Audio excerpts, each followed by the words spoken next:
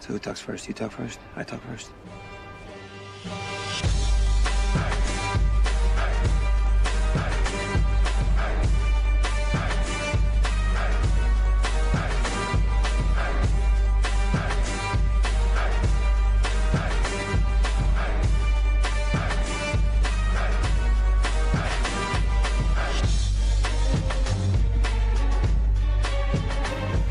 Ladies, gentlemen, Imperial officers of a bumbling age, welcome to Hell of a Pilot episode 29.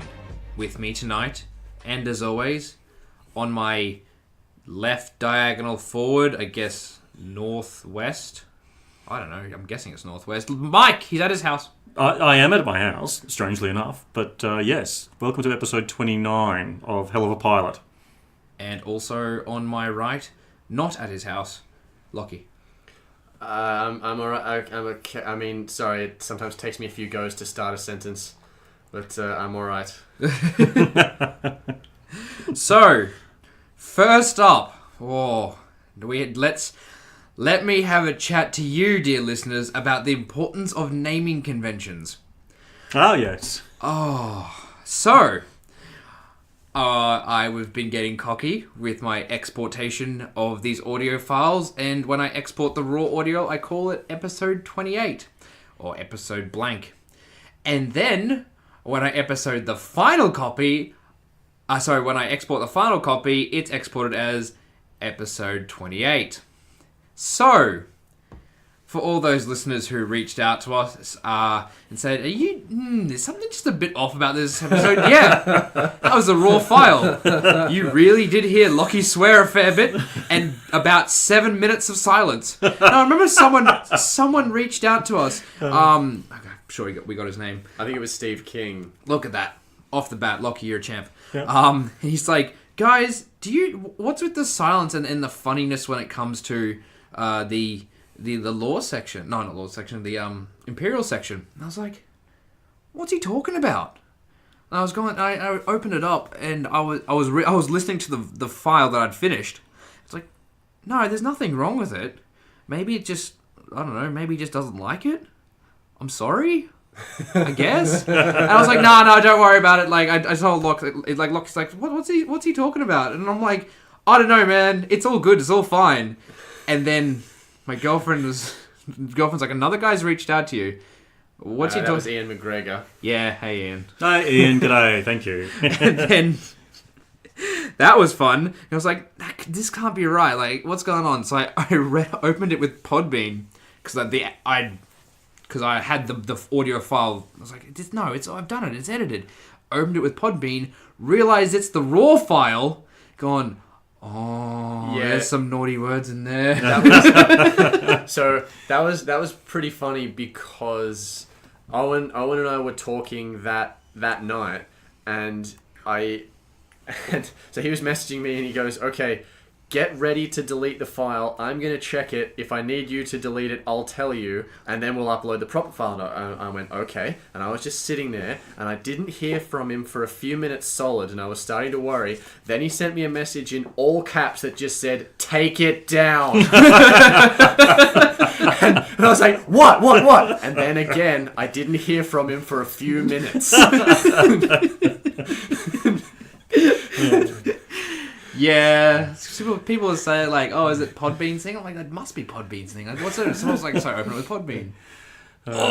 Mistakes were made. Yeah. Now, dear listeners, let me stress to you the importance of naming conventions once again, and also checking your work. And also, we're very proud of our clean rating on iTunes and Podbean. Yes. We're noted as not having swear words, so I just So if you were driving the kids to school that morning, and you heard Lockie drop the F-bomb, I'm sure there was a few kids who were shattered. A lot of times. It's actually really funny. It was like you're seeing behind the magic. It's like the first and only real time Lockie didn't get it right the first time. And it had to be the one time it heard. So, but yeah, in my defense, I only said those words because I thought nobody would find out.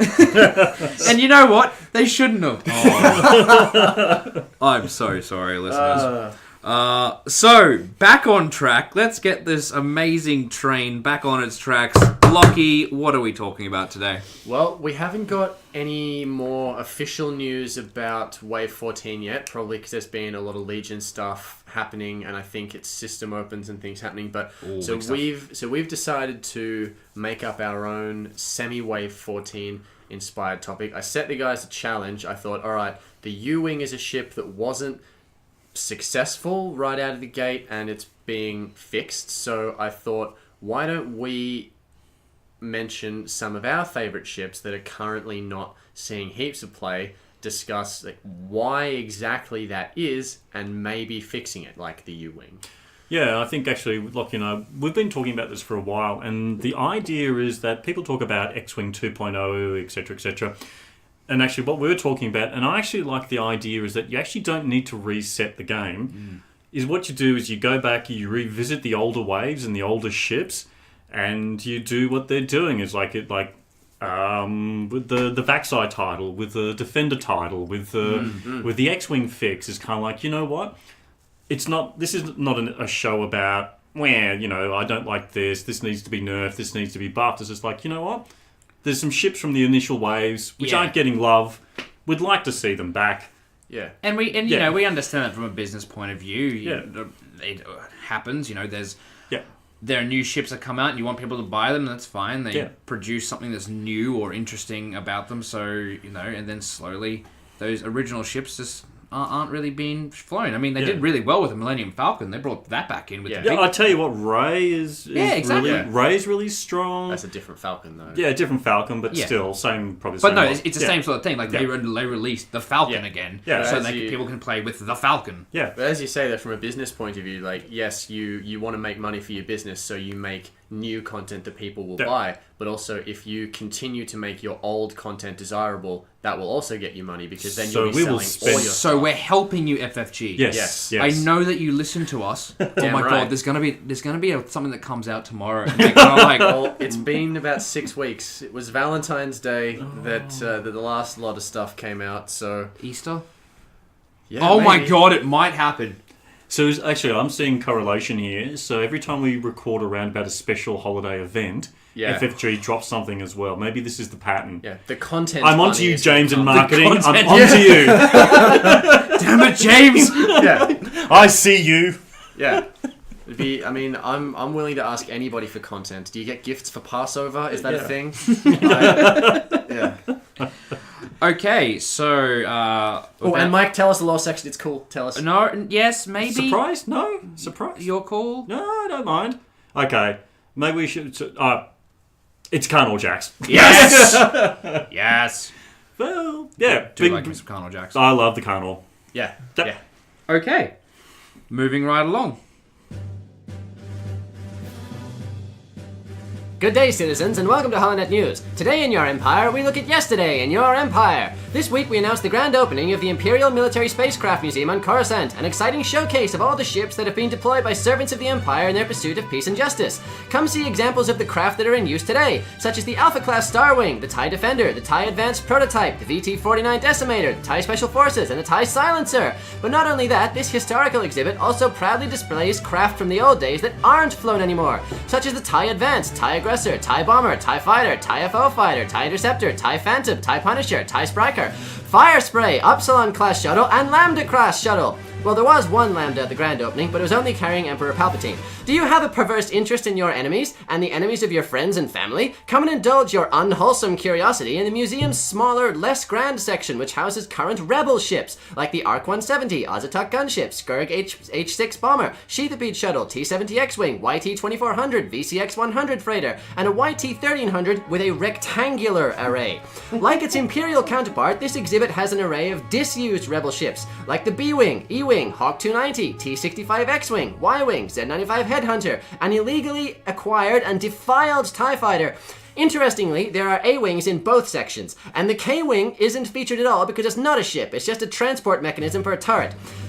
The Galaxy's scum and villainy also have warships, but they are not on display as most of the ones that are used are too large to fit in the space. So come on down to the Imperial Military Spacecraft Museum this weekend, learn a thing or two, and get Carnor Jax's autograph. This is Holonet News. See now why I wanted him to spoil that it was Carnor Jax. The Carnor Jax autograph thing, that's the thing, that got me. That was... I can just see him standing there and he's imposing red Imperial, sort of stuff, like a really awkward extra at Warner Brothers world. Except nobody at range 1 can look at him. Yeah. No pen seemed to work within range 1 of it. Yeah. Oh, that's funny. All right, so the U-Wing. Let's try and be as sensible and fair as we possibly can, but why didn't the U-Wing work? There's a myriad of reasons. I just think it was not really good at anything. It was okay. It was good. It wasn't great at anything. And it's for me at least. Look, I think a couple things. If it come out maybe in earlier waves, I think we spoke about this initially when about the strike and other thing. If this stuff had come out in earlier waves, then it probably could have had more replace. But I think at the time is like you've got a large base ship, which is quite expensive, and which is in most regards a support ship, really. Now, when you think about it, compare that to the current love that the Shithapede is getting as a support ship. It's the small size, the small base. The Ozatak, the crew carrier. The Ozatak, exactly. That was my two things. So they're cheaper, and for me, the problem always with the U-Wing was that front arc only. I think that's sort of... Yeah, I wonder... that really limited its ability to be offensive. The pilot abilities weren't fantastic. Yeah, well, that's... You mentioned, ships that came later and the pilot abilities. Like Cassian Andor, for example. At the start of the activation phase, you may remove one stress token from a friendly ship at range 1 to 2. Now I think that's probably designed to synergize with the inspiring recruit. Yeah. So Cassian could take 2 stress away. Now, admittedly, the Shithapede didn't exist yet in the game, but now think about AP5 and how much cheaper that is. You can take a stress away from somebody and you can give them an action. Like, there's just... The U-Wing, I think, struggled because the pilot abilities were just okay, and there were always better choices. And look, I think that's what it is. So it's Cassian is the highest one. PS6. PS6. Yeah, that's not great. At 27 points. Yeah.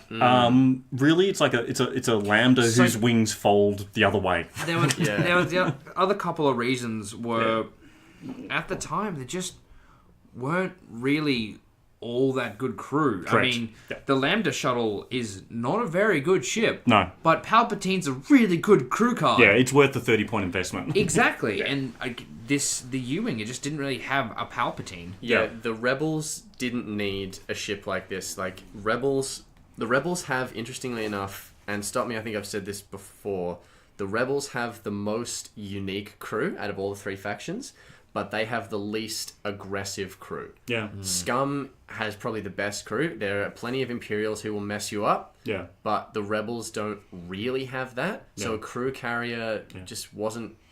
Well, and I think that really boils down to it. It has an ill-defined role. It doesn't have a clear role. And I think what you said before, it does a little bit of everything. Yeah. And doesn't do anything particularly well, particularly when you've got better options out there. So I think it just suffers for the fact that there's just, get a Shithapede and, pay sort of, half the points. Half the points. and with a rear-firing arc and a droid. Yeah, and the Shithapede dial is actually quite good. Yeah. Like, out of all the different options, I've played Stress Ezra the most. Yes. And you can't K-turn and you can't hard 3 with Stress Ezra, but you can still do heaps of moves. You got the whole 2-band and all these ones. Like, you can get around with that, even eliminating the red moves and the fact that you can't take actions. Yeah. That's still an easier ship to fly than the U-Wing. And go ahead. Sorry, no, I was also going to say, also when I think about the title as well. I was about to say Pivot Wing. Yeah, clunky. Wing, look, the introduction of dual-sided cards was a good thing. Yep. Yeah. And it is an interesting idea, and I'm glad there's going to be more of those moving forward. I mean, intensity is really cool. Sure. Yep. But the pivot wing is problematic because you had to telegraph what you were doing. You had to tell your opponent that you were rotating 180 degrees, and you lose an agility for doing that. Yeah. Like everybody takes, except for the defenders, everybody's penalty for K turning is taking a stress, and that's fair. The U-wing has to take a stress to turn around because it has to do the red stop move, but it has to lose an agility. Yeah. I mean, that's pretty bad. Yeah. You know. So, sorry. Yeah, the other thing is it's punchy, but it's not that punchy. The three out the front is, I guess, okay. I mean, now that there is a 180 degree firing arc, there was one there at the time. I just think it needs that as well. It needs like, if it's not like the YV666. Yeah. And I think a number of people have made this suggestion about giving it a similar arc to like firing arc. I mean, look, the Wookiee gunship has it. Exactly. The YV666. And it's even canon. Yeah, it's even canon. You got Biston hanging out the door. Yeah. You know, gangster with his, he's sort of hanging onto the frame and the big gun in his other hand. But it's like, it's so, I don't know. I honestly think if you gave it that would just make it that more playable. I mean, you'd probably end up with like 4 PS2s just doing like what the Wookiee gunships do, actually. Yeah, because the dial is okay. Yeah, it does, okay. The U-wing dial, look, it doesn't have... The only hard turn is 2, but there's quite a bit of green on there, and a red stop is a handy thing to have. Yeah. Yeah.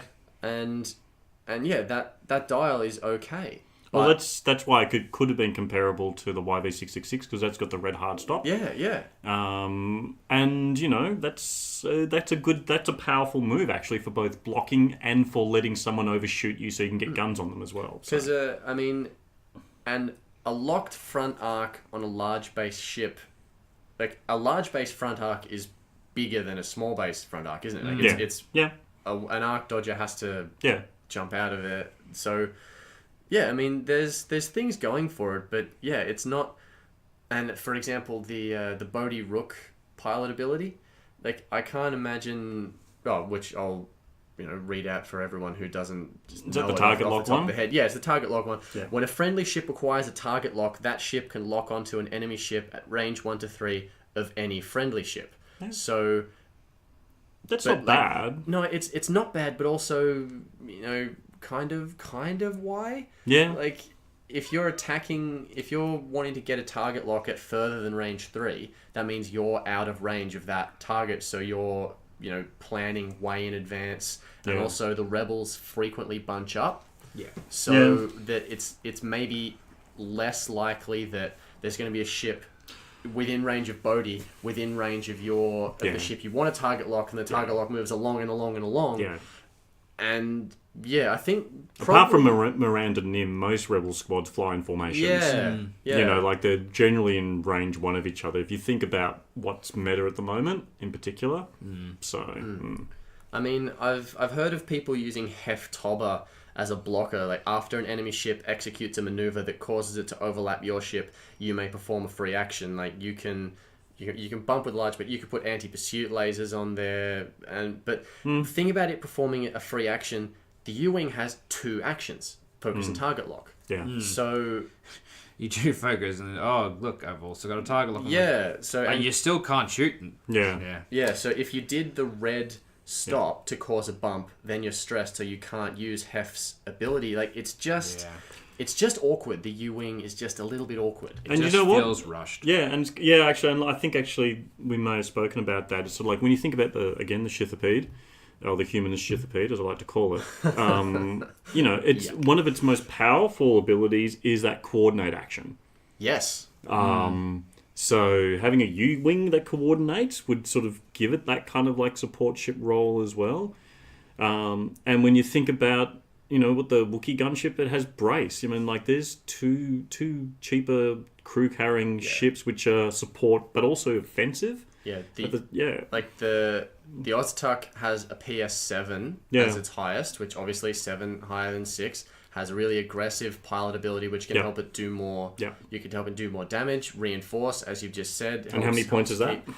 I mean, that's fairly expensive. Yeah. But the But, base cost of what's the base cost of that's of the Aussie Tuck is cheaper. Yeah, well, I mean, Yeah. I'll look that up. Yeah. But yeah, it's sort of like, yeah, you've now got more choices.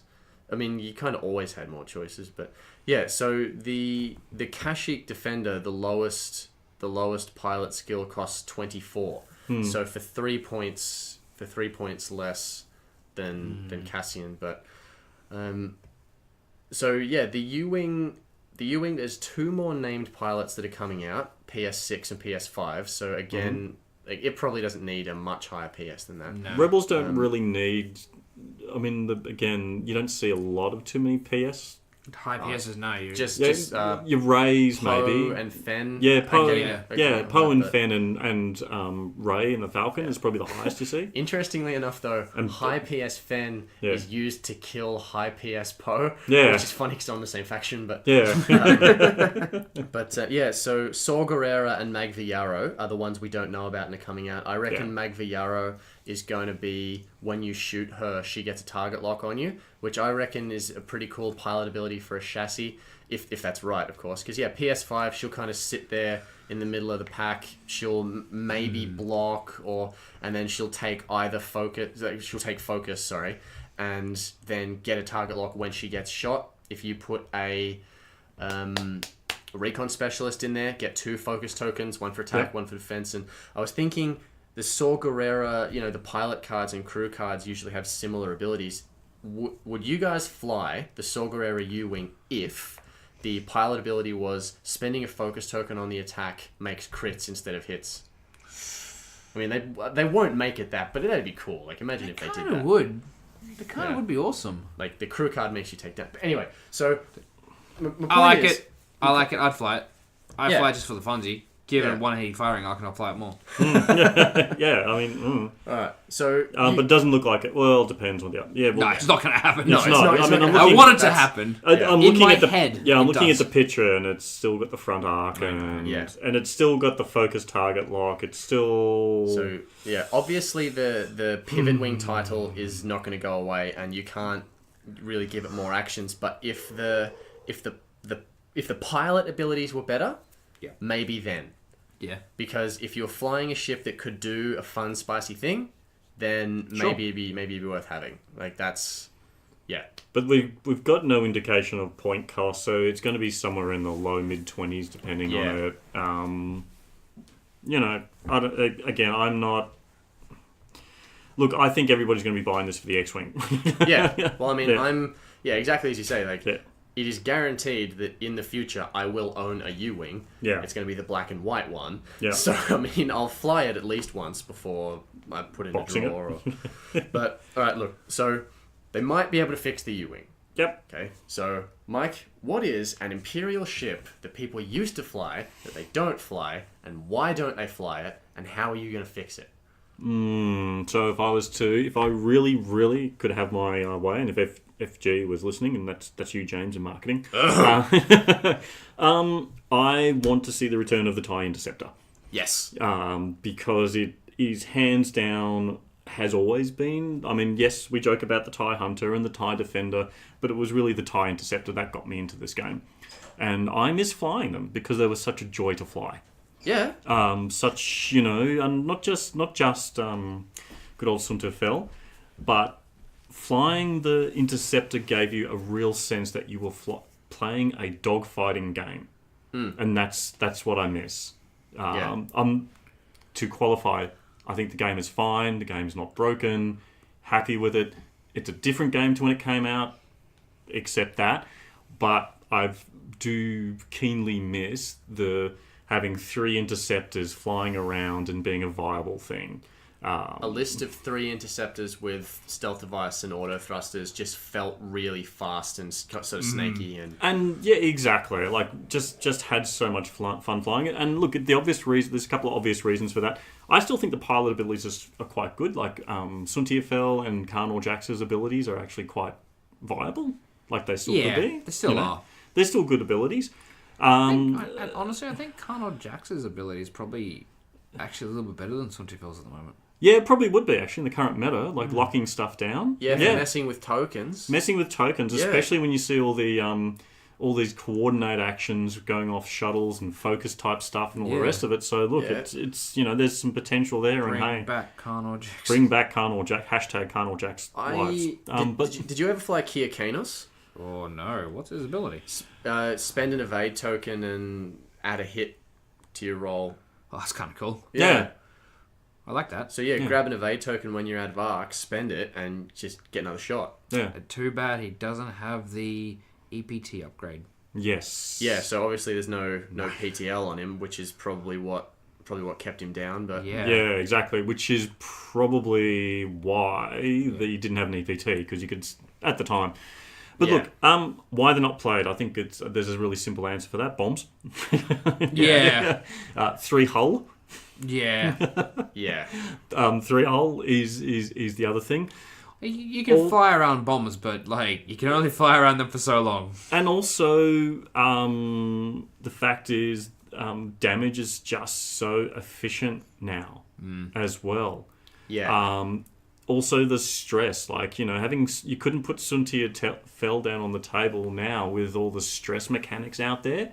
The moment he gets double stressed, boom, that's the end. My Ezra really wants to hang out with your Suntia. Yeah, I know exactly. Yeah, I can see that. I mean, I played the other week and I had a defender get locked down by an Ezra stress bot, and it was just after that it was just a nightmare to deal with. So look, I think it's the kind of ship where, and look, I will talk about the reasons why I think this is viable when we get to the lore section, because there's reasons for this. So I'm going to, if I was to kind of buff, so let's say not fix, but let's just say we'd refresh the Interceptor. So if you look at the Imperial Aces pack, there's a few things that came in there, and which included like the Royal Guard modification, all that kind of stuff, and that gave you the ability to add the extra slots and all the rest of it. Yeah. So that actually comes from lore, which I'll go to later, because the Royal Guard ties were souped up versions of normal tie interceptors. Right. But I'll go into that and all the rest of it. So if you recall, the Imperial Aces pack, it actually came with a target lock and shield upgrade cards. Yeah, the targeting computer, that was a big one. Yep. Make those native. Oh, yeah. Okay. You see what I'm saying? So we're going to, I'm saying, I'm drawing from the lore. Yeah. It needs I dig it. Yeah, we're drawing from the lore. It makes them a little. I think even that one shield would make it a little bit more viable. Give it both of them. Yeah. Shield upgrade and targeting computer. Well, I don't know. Just my horrible pretentious nerd sense is tingling. I can't let you have a shield on there. I'm sorry. But it's give it extra hull. I just wait. So in lore, well, not lore. Expanded universe. Yeah. So the Royal Guard tie was expanded universe. They had shields on They had shields and ordnance. Missiles. And ordnance. Oh, yes. yeah, the missiles I knew about. But... Yeah, but no, so they had shield and hyperdrive. So the Royal Guard tie was a souped up version of the normal tie interceptor, and that's why also when the Imperial Aces pack came out, that's why it had all those expansions. That's why it had all those modifications. You could add shield, you could add targeting computer, and all the rest of it. Did you put targeting computer on yours? No, I generally went targeting computer on Carnor, because it was great for when you got into when you were in range 1, you could lock down defensive dice. But Suntia I preferred to push Suntia because it was just so much fun to fly. I always put targeting computer on my interceptors. Yeah, I remember actually. Not even stealth device or auto thrusters. Like it was always one of those two and the targeting computer. Yeah.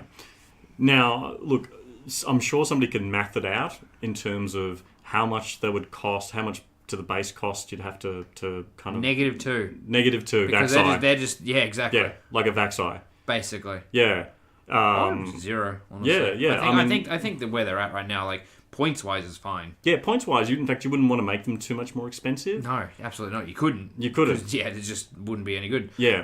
But I think, 0 point add a shield, add a targeting computer, Sure. I it would don't be- think it'd be too overpowered because the main problem it has is it's too fragile Weak, yeah.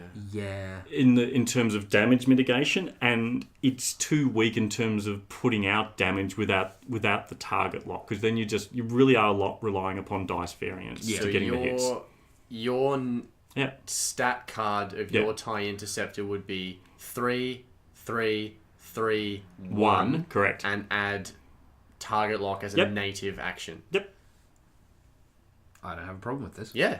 Yeah. It just look, there's still I would look, and somebody could math it out, the damage and blah blah blah, but I don't think it would be too overpowered because we're talking about 4 health, 1 shield, and the target lock would just make it a little bit more competitive to put the damage out. That's my thinking. What have if a problem. I liked the AI interceptors in a Turi cluster? Like Yes. they automatically Had had a focus at the start of Correct. every combat. Yeah. Oh, that would be cool. Yeah, 'Cause That's remember, nice. Yeah, whenever Like a whenever native we focus. were playing, Yeah. whenever we were playing and we'd read on the card, Yeah. okay, on the next turn some interceptors turn up. We were always scared of that. Correct. They were the most terrifying things. So what if there was some kind of title that just meant at the start of every combat phase you just get a focus Sure. with your interceptor? That would be cool. Yeah.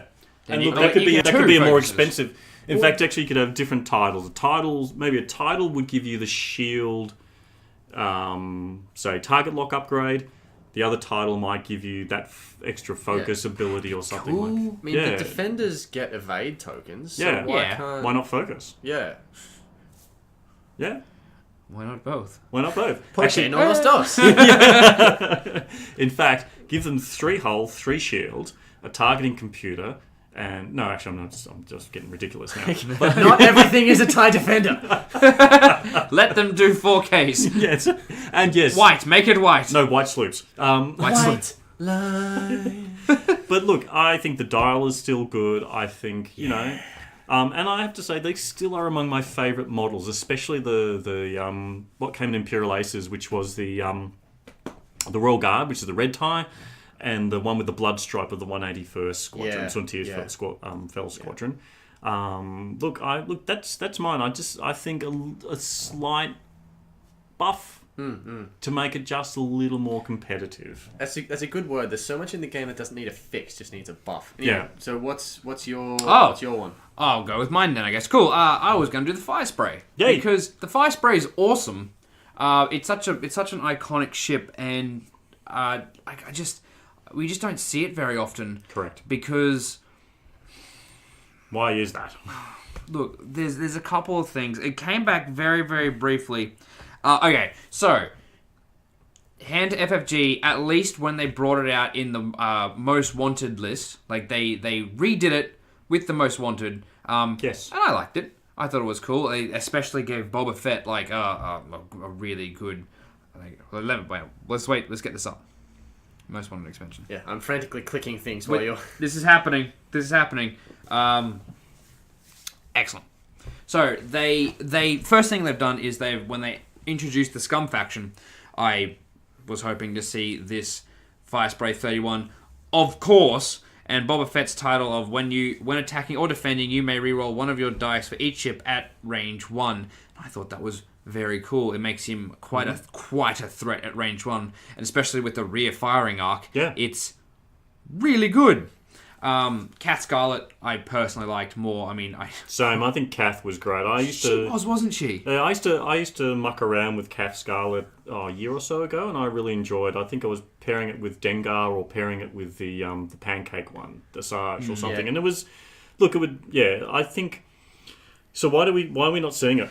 Okay, so we'll go through a stat line. It has 3 attack, 2 defense, 6 hull, and 4 shields, and that's fine. That's actually not bad. It's not, is it? No. It's genuinely not. So what is it? Its cost is too high, and it has a garbage dial. Yes. What? What are you talking about? Garbage dial. I don't know. Like every time I've used this, I've just.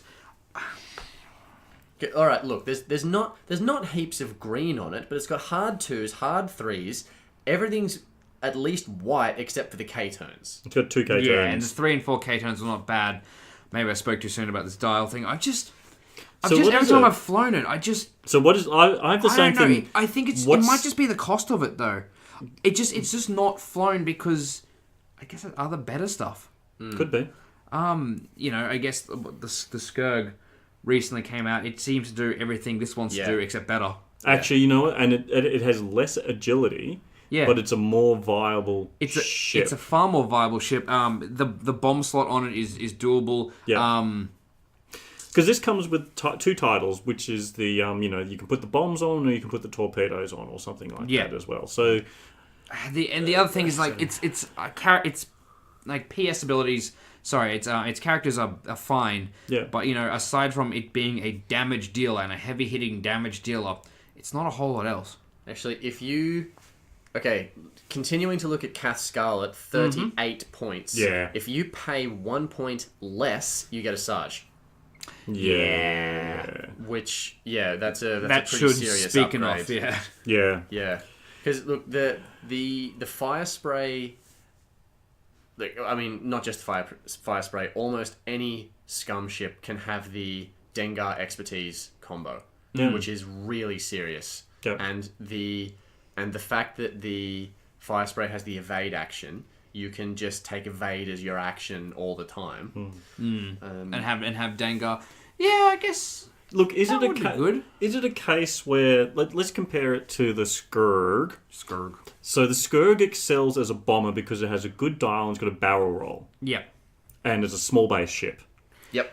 And this is not a Skurg. No, it's not. So I think what I found is like when I used to try and find the fire spray, what I struggled with is what kind of build are we going for? Are we going for a missile build?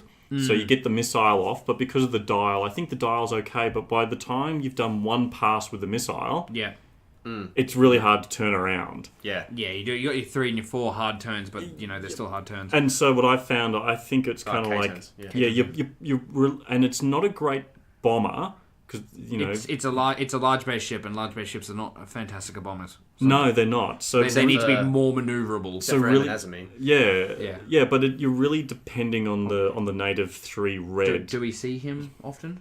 No, not all that often because it's probably just the price. Like Kath Scarlet to continue. Well, hang on a second. To make it viable, you've got to be at least 50 points. Yeah, exactly. You look, it's 38 points to start with, and it's half your That's the calf. Yeah. Boba Fett PS8 is 39. Captain Nim PS8 is 30. Well, there you go. Okay, fixed. 10-point drop cost. Okay, 10-point drop cost. Okay, then done. Actually, fixed. 100%. Yeah, like drop it by 10 points. 10 points, and it'd be viable. Incredibly viable. You see them everywhere. Yeah, it would be a flock maybe of not fire that sprays. harsh. I think maybe 6 points maybe off. Then what you'd get them all quite low. I mean, because it's not a terrible ship. It's not. And I know, terrible ship. and if there's any listeners, I'm sure there's people listening who absolutely love it, and I know there are people who fly it really well, but they're more in that's more rare. Yeah. I mean, like, why not Captain Nim? Like 10 HP is quite serious, but you're paying more for something that other ships can do. Yeah. Basically. And look, hands down, you're never going to see this Imperial. Because no, the Imperial pilots were terrible. Imperial pilots, like Boba Fett, when you reveal a bank maneuver, you may rotate your dial to the other bank maneuver of the same speed. Whoa. That's basically saying, I made a mistake. Hang on. But that one was always like, oh no, I went left. I meant to go right. Exactly. Like, what? Just hold up your hand and look at the L1. Yeah, no. You know, rotate your dial to the right. Don't. It's like noob. Yeah, I mean, I don't think that Billy's worth 39 points. But no. But look, when you think about, I agree, Owen, when you look at the stat line, 3 red, 2 agility, blah, blah, blah, but also, like, if you look at that, like the high PS, it comes with an EPT, you got a head, like a laser cannon slot. It's a utility ship. It just has been out-utilitized by the Skurg. Yeah. I do like the rear firing arc. I still think that's awesome. Yeah. No, that's good. Yeah, it is. I think, I don't know, so... What do we think, guys? Is it a case of... Is it really just a points reduction? It's just a bit expensive. Yeah. Yeah. Like and look, listeners, I think would love to hear your views on the fire spray, particularly because it is an iconic ship in Star Wars. We need more fire spray. You know what? You know what the fire spray is? The fire spray is buying lollies at the cinema. Yeah. It's like you rock up. You're like, yes, I would like some jelly snakes. Yeah. What's that? It's $9 for a bag of jelly snakes. I'm actually going to the supermarket. Yes, And I'm going to put a Captain Nim under my shirt and walk into the. In this metaphor, Captain Nim is lollies that I'm sneaking into the. I was following good. that. Yeah. No, actually, no. That's a brilliant analogy. Yeah. It's just too. It's too pricey. It's too pricey, and that was probably and maybe when it came out. It was priced that way so as not to kind of have, squadrons of 4. Yeah. Because they had to be conservative because they didn't quite know how the game was going to pan out. Yeah. Yeah, and I think that's really again the speaks to the fact that the game, we're up to wave 14. These ships from the earlier waves are when the design was still feeling their way out. Yeah. All through. Shall we move on to yours, Lockie? That leads me to. Well, exactly the one that I want to talk about is the B-Wing. The B-Wing. You love the B-Wing. You've always... The B-Wing's awesome. I do love the B-Wing. What are you talking about? Yeah. And... It's definitely not overcosted. So look... Doesn't suffer for the lack of cruise line. Wishing for the B-Wing to be fixed and maybe the Interceptor is a little bit far-fetched because it's already had an Aces pack. Yeah. But... I do feel like there's a lot the B-Wing could do that it's not doing. So the B-Wing is really expensive, and at the time it had to be. It came out in Wave 3. It was one of the tankier ships out there in Wave 3. Yeah, and when you think about it, you had the old squadrons like Biggs walks the dogs. You had like B-Wing squadrons and 4BZ. Yeah, 4BZ was the and that was devastating. Yeah, it was. Yeah, it's scary. Yeah. Which now It's a lot of guns on. Yeah, exactly. And So look, I don't think the B-Wing needs a points reduction if we can give it more. Like, it doesn't do enough for its points now. I'm not going to say it needs a title that takes heaps of points off it. Yeah. It maybe just needs to be able to do some different things. For example, at the time that Rebel Aces came out, adding a 1-point modification to add a crew made sense. Yep. It doesn't anymore. Because crew are pretty expensive as they are, so adding another point to it, not really something that I want to do. And the dial was supposed to be, heavy and slow, which fair enough. And a few of the pilot abilities have to do with stress. That's why there's red on the dial. Yep. I get that. But now, like, a 2K turn, with all the large ships that are out there, B-Wings are really easy to block. Yeah. And, so... Because it used to be actually a great knife fighter. Yeah. Yeah, that's like you'd fly it in and it would mess around with that 2K turn and stuff like that. Like, it was good at that. That's what it's supposed to do, but but... So my solution... And now the B-Wing is a fantastically... a lot of red on that dial. There is, yeah. The B-Wing's a fantastically weird ship. It's a gyroscope, it's a funny shape, it flies in a weird way. So there's a couple of things, and I think they actually come from canon that I would do. I don't think the B-Wing should be a 1 agility ship. I think it's too easy to focus down. Yeah. And so you remember I said a little while ago how you see the B-Wing for about 5 seconds in Return of the Jedi, then you never see it again? Yeah. I looked into that because I thought, why is that a thing? I read it, and what I discovered was that the models were so thin against the blue screen, they actually couldn't see them when they put them in the movie, so they just cut them out. So here's a ship that's so small it can't even be in the movie it's in. Yeah. But so I reckon if it had some kind of slim profile, make it something that takes up the torpedo slot, because you shouldn't get something for nothing. So make it so that you. What are you talking about? Like all like the recent titles. Well, something for nothing, and something for also we're giving you money.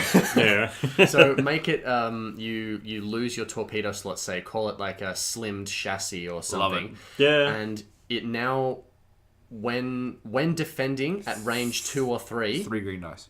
you have two green I dice. say 3. So 3.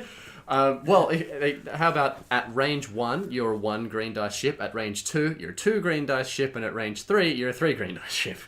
Including the 4th green dice yet for range. No. Oh, that'd Up be to a awesome. maximum of 3. Maximum of 3. No. That's look, I like it. I mean, would it be easy just to increase its native agility? Well, I wondered about that, but I thought maybe fair enough it still being only a 1 green ship at range 1. Because it's big and But it's it in- wants to be at range 1. Yeah, but then, so if I get my B-Wing into range 1 and I lose a green dice, then that's a decision that So I have a to title make. that says... I would like to see a title that says, at range 1, gain 1 extra red dice. At range 2 or 3, gain 1 extra green dice. So it's like a 4 die ship at range 1. Kind of No, like it's what a the, 5 die ship at range Like 1. a- That would be awesome! That'd Come be on, too much. that would be That'd so too good! much. like a fearlessness. Yeah, imagine like just flying straight into the enemy's face. Or just like take away one of their green dice. I mean, that's not something I'd thought of, but what? That'd be sick. I suppose it would be sick. Come on, that'd be Alright. awesome. Okay. Keep you the can points. say that if Keep you the want. points the same. Yeah, don't do discount that. it. But all right, okay. Well, the other thing I wanted to add was the 2K turn isn't enough. So Nah, he's 5 or 4. at the end, okay. So either when you'd have to write this on a title in some way. After you complete a 4 straight maneuver, you may rotate your ship 180 degrees, therefore giving you a 4K turn. Or after you complete a 2 bank, if you didn't overlap or bump, you may rotate 180 degrees and receive a stress. So it's now got a 2 sloop like a TIE fighter. Yeah. So I like the idea of the sloop because it makes the B-Wing kind of weird and gyroscopy and flipping around. And Yeah, look, I actually like that. I think that fits Yeah. in the canon as well, too, when you think about it, because it's this weird flippy thing, which is sort of, and like and I think about the other thing is like when you think about the B-Wing made that special appearance. I think it was like season 1 of Rebels or whatever it is. Oh, yeah. Was it Rebels? It was early season. Early season. I maintain Yep. that the B-Wing needs to have a bullseye firing arc. Yeah. Especially from that episode in Rebels where it shows up and just like blows things away. Yeah, one shot to decimate. Actually, I like that. that's a popular suggestion on the forum. Oh, That good. the problem is they would have to re-release a tile for every B-Wing pilot with a bullseye arc. So? Do you reckon they would do that? No. Yeah, good point. But yeah, that's why an easy fix would be they could just slap on a title that said, while this title is equipped, your 2s are sloops. And also, any crew that you equip costs 1 less point. So that when you put on that modification, it balances out. Yeah, good point. Yeah, But yeah, look, so then the B-Wing doesn't need to be cheaper. It just needs to do more if they're going to charge those points. It's going to need 2 titles then. Wait, no, it's a modification. Yeah, isn't there is no B-Wing title. It's a modification that puts the crew in. rough. So it's a title. Yeah. Yeah. Yeah, so a title on the modification. Was there any Do you think modification that that it would take? Do you think that would Engine like upgrade, no? because it still remains fundamentally a jouster? Yeah.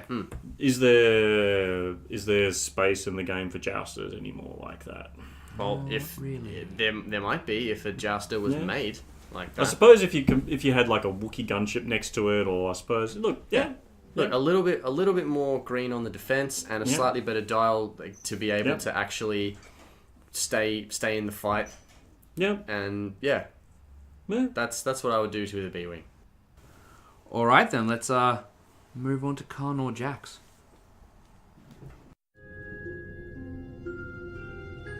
To defeat an enemy, you must know them. Not simply their battle tactics, but their history, philosophy, art. All right. Welcome to the lore section, and I am going to be talking about what I think has to be aesthetically the baddest looking character in the expanded universe. And that is our friend Carnor Jax. Baddest or badasses? Badasses. Oh, okay. Yeah, badasses. As in just really cool looking. Okay. Not just like he just looks bad. Yeah. As in, like, on par with Boba Fett in terms of being That's iconic. a high benchmark. It's a high benchmark, and you know what? He did a lot more than Boba Fett ever did. Now, throw down, fall in a ditch and die. Yeah, high bar. Exactly. Did you fall into the stomach of a stationary hole?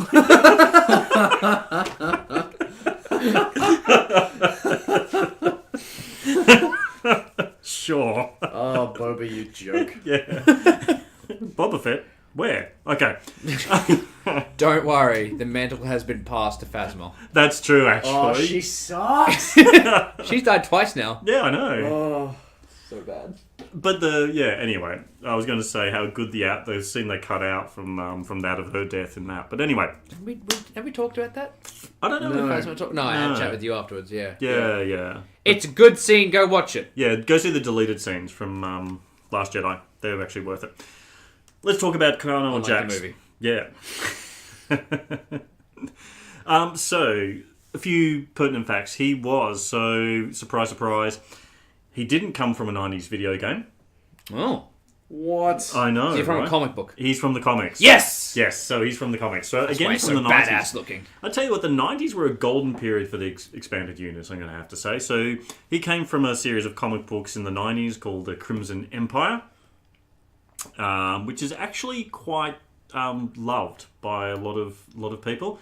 And I have to say, I have a soft spot for many of the old expanded universe comics, particularly the Old Republic, Crimson Empire, and the other one, which is Legacy, which is sort of like a post-Skywalker saga, like 100 or so years after the events of Yavin, which is one of my favourites. But anyway, yeah, no, it's awesome. Yeah, it's about the descendants of Luke Skywalker, one of whom is a drug addict. It's great.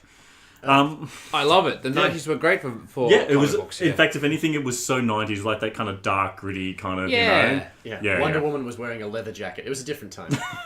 Was it when she was also wearing pants? Yeah. Yeah. Yeah, that's a different time. Yeah. Anyway, so a few things about him. I won't spoil his story, but let's talk about it. So he's obviously human. So his father was a sun guard. One of those, it was like one of the Senate guards that were sort of hanging around. Oh, one of the blue ones? Yeah, the blue ones, yeah. But anyway, his father was actually, while he was very young, was killed by Palpatine. For failing a mission. Nothing says join your empire like watching your empire kill your father. That's right, exactly. Wait, did he watch it? No, he didn't know. Oh, thank God. Yeah, no, he didn't know. I mean, but there is there will be an irony to this for those of you who know the story of Carnor Jax. But anyway, when he was a young lad, he joined as a stormtrooper, but was noted to be particularly good. Like, he was really skilled. He could shoot the side of a barn. He could shoot, actually. Shoot the fleas off a pig's back like Doc Brown. Yeah. I'll stop interrupting, I'm sorry. No, please. That's not a problem at all. So because of this, he was that good that he was actually selected to go to the Royal Guard Training Academy on a planet called Yinchor. So the Royal Guard, dudes with the red, they started for stormtroopers. If they were particularly skilled, they were elevated to this training school. Now, this training regime was particularly brutal. Yeah. And, not many actually survived. Nah, that was half the point. Yeah, that was part of it. Darwin would be proud. It was very... it gets even darker than that. So they were obviously trained to use blasters, but also things like the force pikes, which you see them carrying all the time. And when you look at the Royal Guard, you see they're all just like red robes, but underneath that, they've actually got that really cool red armor. So, Really? Oh, yeah. Have you not seen it? No. Oh, no. Okay, Google the Royal Guard or the Royal Guard armor. They look sick. Now. Yeah, That's they're pretty sick. They look really impressive. And that's actually one of the reasons why the comics were so good, because you got to see this armor in its full glory, because everyone's running around like really bad Star Wars cosplay in red armor. It's fantastic. There's Imperial Assault has a good miniature for it. Yes, indeed. It's Carnor Jax, but it's cool. Yep. So anyway, the training is brutal. So Carnor was there, and he also met another cadet who was actually really gold, Kia Kanos, who is the other X-Wing pilot, who also, Carnor Jax and Kia both came out in the Imperial Aces expansion pack. So So Carnor's better than Kia. Yes.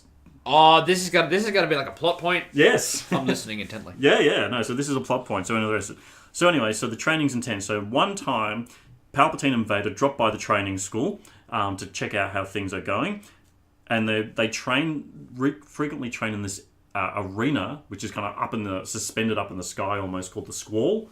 It's quite sort of like evocative, quite sort of dramatic type thing. Anyway, Vader, Palpatine turns up, and then Palpatine says, who's the best here? Who's the best in the school at the moment? It's not Jax, it's someone else at that point. They bring him out, and and he says, I want you to fight Vader, and he fights Vader. This guy who was fighting, the guard in training, was amazing. He was like the best. He was really good, but Vader's just toying with him, and eventually kills him. Yeah, just kills him. And it was a demonstration. So it was to even your best is not good enough. Correct, and that was the whole point. So Jax, from that, he actually took a lesson that it wasn't just enough to be good, you had to be the best. So he strove to be the best. So he's a very driven character. And that's the thing to remember about him. He's very driven as such. So, training continues. People die in training, in accidents, all the rest of it, to eventually there's only around about 4 of them, including Jax and Carnor. They're then paired off into groups, not together, but in 2 separate groups. Continue to train together for a period of time. Jax is training with another guy, Carnor will say, is training with another guy, Frost I think is his name. They train together for a year, but they don't really get along. Jax doesn't really respect him very much. He thinks he's better, and then he's carrying this dude through the training. Anyway, they get to the end, and it's the graduation. Guess who turns up? Palpatine. Palpatine turns up. This time, they have to fight before the Emperor, but they have to fight to the death. Oh. Yes. Yeah. That's the graduation ceremony. Right. At my graduation, they gave me a candle. Yes. At theirs, I snuff one out. Yeah. Oh! All right. Nice. So Jax obviously wins the fight. Carnor fights as well. He defeats his adversary too, and long-time training sparring partner as well. At the end of that, there's 2 of them left. I think it's at of an initial intake of 50 or something like that. So they kind of whittle them down to that. End of that, Carnor, Vader, Palpatine have a little this little ceremony where they kind of basically say, you've graduated, you're now elevated to the position of Royal Guard. And that's, so when you see those dudes, so when you think about those dudes which are just kind of silently standing around, these guys have come up from the Stormtrooper Corps, and they've gone through this particularly brutal training regime. And yeah, so they're supposed to be the best of the best. And even within the Royal Guard, there is an even more elite unit. And this is what Jax... Yeah, so there's an even more. How much more elite do they get? It's Star Wars, man. So Write a comic about it. Yeah. Let's find out. Yeah. And these guys are called the Imperial Sovereign Protectors. Oh, that's a cool name. That's a real... So they're even more kind of, efficient as warriors, even better. Hang on. Yeah. The Imperial Sovereign Protectors is just another name for Royal Guard. But yes, pretty much. But they are generally... So the Imperial Guards would guard the Emperor and high officials, but also key installations or key points in the Empire. But the Imperial Sovereigns, these were the ones which were probably the ones in the personal presence of the Emperor. These were the the elite within the elite. So if you have the SAS, this is the elite SAS unit within the SAS, if you want that. Cool. And that also kind of brings back, that also sort of ties into the TIE Interceptor. So I mentioned it before, so with the Royal Guard TIE Interceptor, so these Imperial Sovereigns had access to these heavily modified interceptors, which had hyperdrive, extra shields, extra modifications, and all that kind of stuff as well.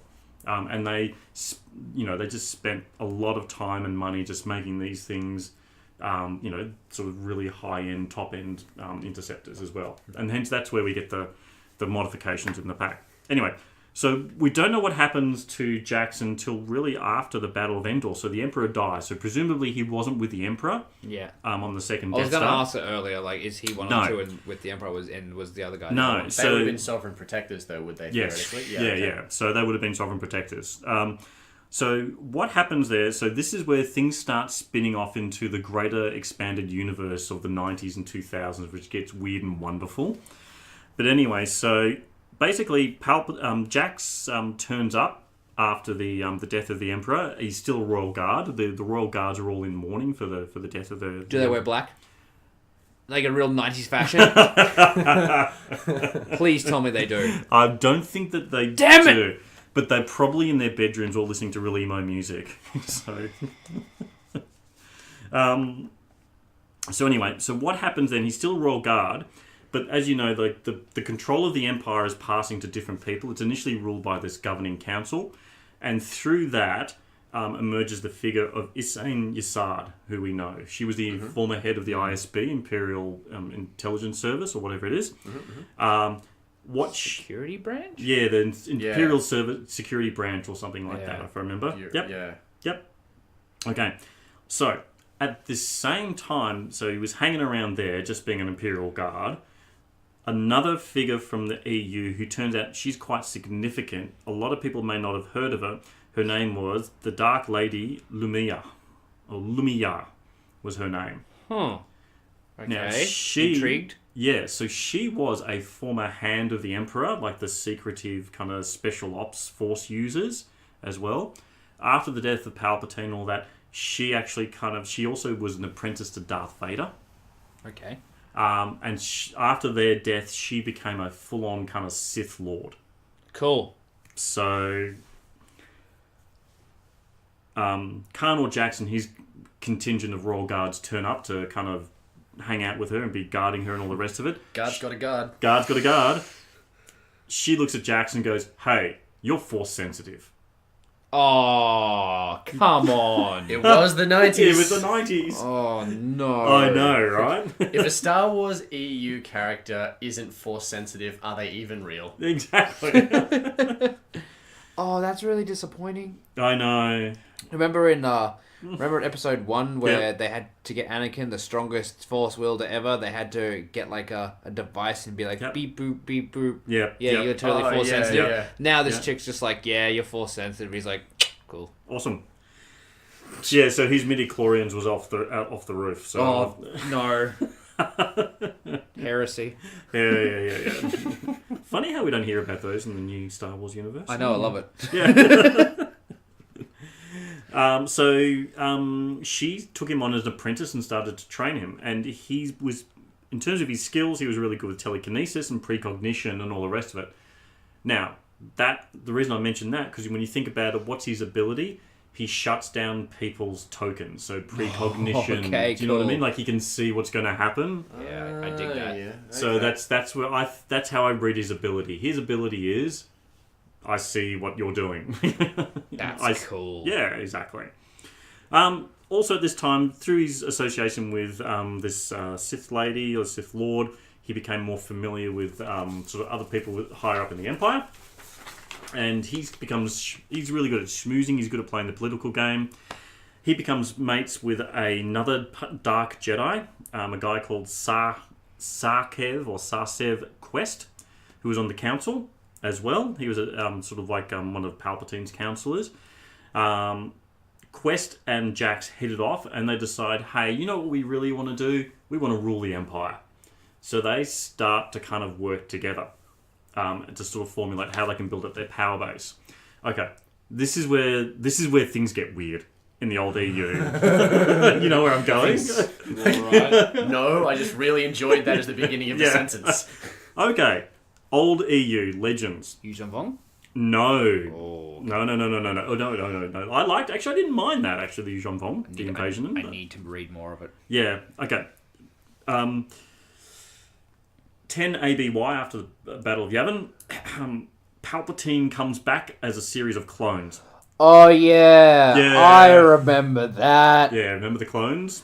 Yep. Palpatine. And he just wouldn't stay dead. No, that's right, They're exactly. like, we can't think of a better villain, so I guess we'll just get the villain. Back in multiple iterations. Yeah. So I like to call it Palpatine's Voldemort or Horcrux phase. Where he's transmuting his soul to different clones' bodies. So basically, there's a whole expanded universe of Dark Empire, Palpatine clones, trying to find the clones, kill the clones, all the rest of it. Anyway, it's actually Carnor Jax who is ultimately responsible for killing the final version of Palpatine. Oh, sick.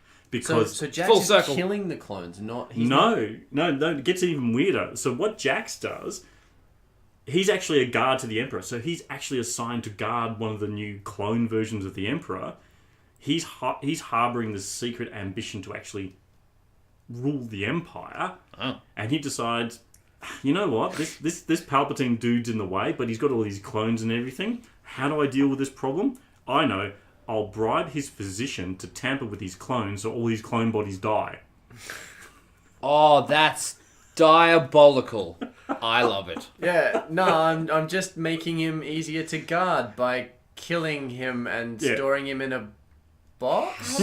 How does he tempt someone into doing that? So he apparently bribes the physician. Wow, that's a good bribe. Yeah, it must have been a hell of a bribe. Oh my god, can you please kill the Emperor 1,000 times? Yeah, exactly. Hey, medical school was pretty hard. Go and buy yourself something nice. Have these credits. That's all right. That's how. Okay, for the American listeners, that's how you pay for student loans.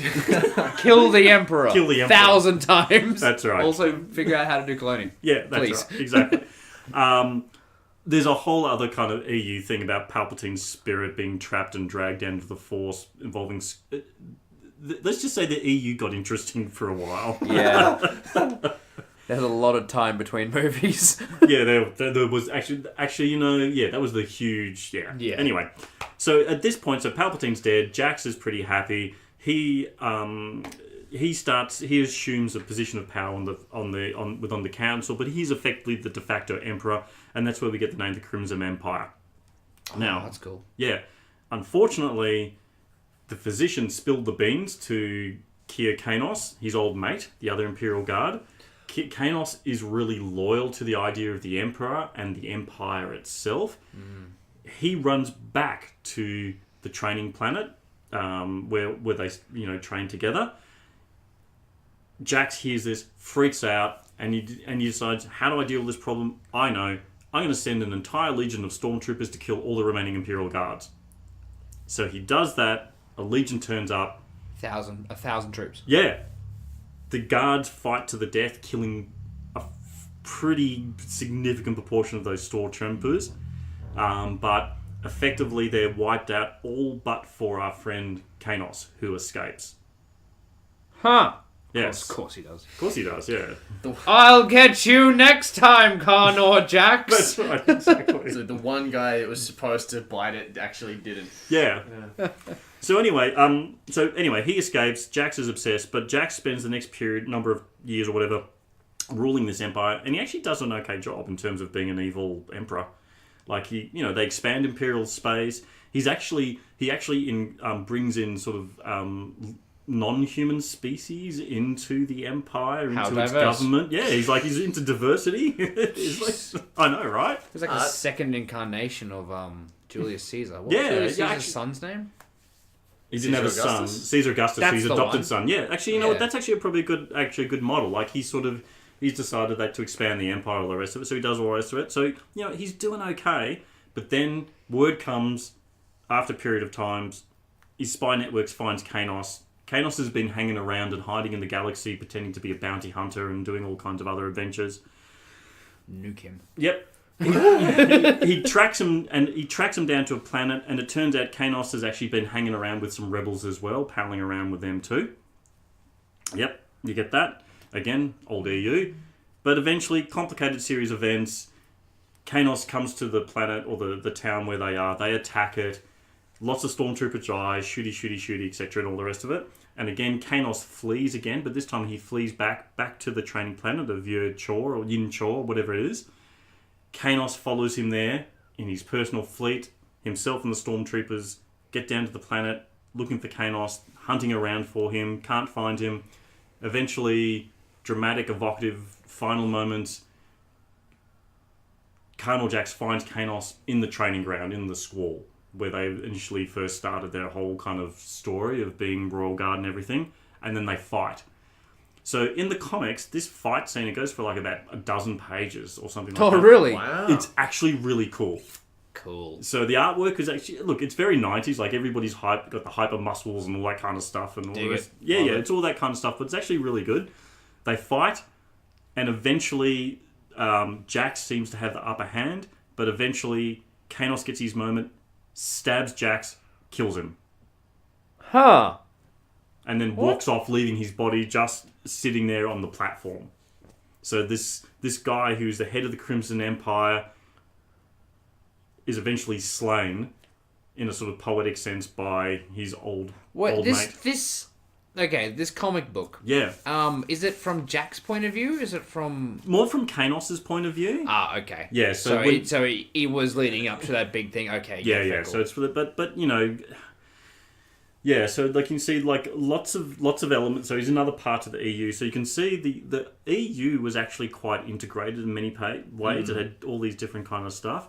But I guess you can see where Jax's ability came from as well. I don't mind Jax losing in that sense. I mean, Yeah. he spent last 10 years or something being a politician. Yeah. But so in the end, the character who was theoretically in terms of the Squall, the inferior one. Yes. But the one who remained the most loyal is the one who, at the end of the day, won. Yeah, and So yeah, There's a lesson here, kids.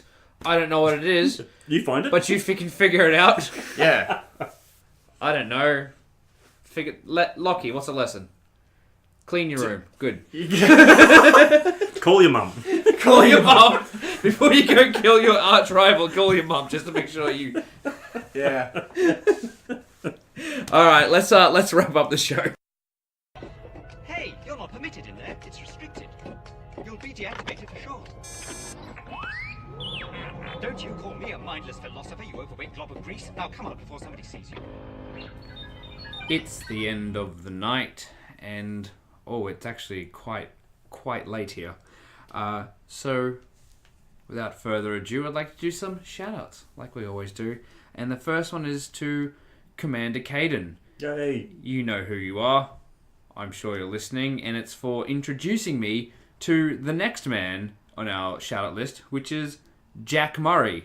You're a legend. We're not going to exactly tell you why we're shouting out to him. You will find out soon. It's secrets. Mwah. Stupid. That's right, hell of a pilot, the porn video. Daniel. No. I don't even want to think what that would be like. Anyway, Daniel Roberts shared a Swear on one episode and devolves to this. Luckily can't even say anything. Alright, so Daniel Roberts shared a picture and Blank Corey shared a picture as well. So thank you very much for that, gentlemen. Patrick Perol. Purol? I can't say a name. Perol. Shared our painting video. Thanks, man. I thought it was a very funny video. Like not a whole lot of love, but look, personally, I thought it was great. Where are we? Joel David shared an episode of the show itself, which is always great. Like, we love people to share pictures and things, but if you actually share the show, that's fantastic. We're not just a meme page. Yeah, he said in the comment, it's like, I love these guys, and you know what, Joel? We love you. Yes, thank you, Joel. This is a tricky one as well. Lucas Markham. He asked that I put up a picture the other day about Miranda, and he asked some questions about that, saying, look, he's a casual player and just wanted to know what was going on. And I thought that was worth a mention because if you are listening to this show and you are a casual player, ask the questions, all the questions, not just us. Ask us, ask your friends, ask other people who are playing X-Wing who you don't. No one actually will call know. you out and say you're being silly for not knowing. No, Except exactly. Reddit. Don't ask Reddit. Oh yeah, don't ask Reddit. Ask. Yeah. And yeah, on the FFG forum as well, there's a rules questions section. The general discussion forum is quite salty, but the rules section is okay. Look, but anyway, I think the internet is generally the internet is quite salty. But yeah, look, if you are a casual player, ask the questions. Ask all the questions. Daniel Gutman said the best podcast in the galaxy and likes that we don't talk over each other. Yeah, he was a really nice guy, Yeah. like ex-military, and he's like, you're being nice, you're being polite. It's so important. No, thank you. And Daniel is also from Sweden. As we said, we love Sweden. Sorry, I thought you guys were... No, there's nothing more than that we do. Okay, so, and in the last episode, I specifically forbade any listener from mentioning Batman and Robin and Arnold Schwarzenegger playing Mr. Freeze. And Robert Treadwell sent us a picture of Mr. Freeze. Yeah. I should have expected somebody to do it. And he did. That was good. Look, Lockie, I'm going to upset you. I really did like that movie as a kid. As a kid, yeah. As a kid. As an adult, it's terrible, Yeah, but no. as a kid, I watched it a lot, and I Yeah. loved Arnold Schwarzenegger as Mr. Freeze. Yeah, me too, as a kid. Yeah. Watching back, you go, oh, Yeah. what is this? That's why it took another 10 years before another Batman movie. Yeah. Yeah, they had to wait for everyone to forget. Yeah. Yeah, and another shout out is, how long have we been doing this show for? More than a year. Yeah. Over a year. Yeah. I noticed last week that I hadn't liked our own page. So during in the past couple of days, I went ahead and clicked like on the Hell of a Pilot Facebook page, which is fine. Except now all of our content appears in my newsfeed twice because. So yeah, that's All right. So next year I'm doing a shout out to Lachlan in Melbourne, who's also another podcast. Wait a minute. We're trying to hit that 500 likes on Facebook, and you were holding back this whole time. Nah, I'm helping. Which is a gentle reminder. If you haven't liked the Facebook page, that would be lovely. Thank you very much. It's free. It's free. Yeah, we post memes. That's right. Lucky every post time memes. every time you like something, a kitten somewhere is happier. Yeah. Okay. I can see a cat from here. Yes, that cat is happy. Actually, you'll make my cat happier with every like. Yes. I guess that sort of brings us to the end of the show. It's a good show. It was fun. It was fun. And the music starts playing. Now I'm gonna have to sync it to that, you know. God damn it! All right. Thank you everyone for listening, and good night.